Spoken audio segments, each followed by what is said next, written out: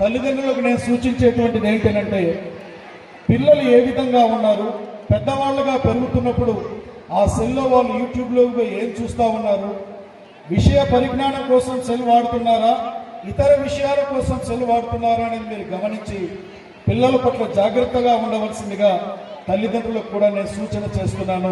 ఈ సందర్భంగా ఇవాళ రాష్ట్రంలో ఏదైతే కాలేజీలలో విద్యను అభ్యసించేటువంటి వాళ్ళకు కానివ్వండి, లేదా 9-10 తరగతుల నుంచే చెడు వ్యసనాలకు పిల్లలు దగ్గరవుతూ ఉన్నారు. ఈ విషయాలు కూడా తల్లిదండ్రులు గమనించాలి. ఈరోజు రాష్ట్రంలో ఉన్నటువంటి ప్రభుత్వం లేదా పోలీస్ యంత్రాంగం ఇటువంటి వాటిని అరికట్టేదానికి పూర్తిగా చర్యలు తీసుకుంటుందని తెలియజేస్తూ, బాధ్యత ప్రభుత్వానికి, పోలీసు వారికి ఎంత ఉంటుందో అంతకు రెట్టింపుగా తల్లిదండ్రులకు కూడా ఉంటుందని ఈ సందర్భంగా నేను తెలియజేస్తూ ఉన్నాను.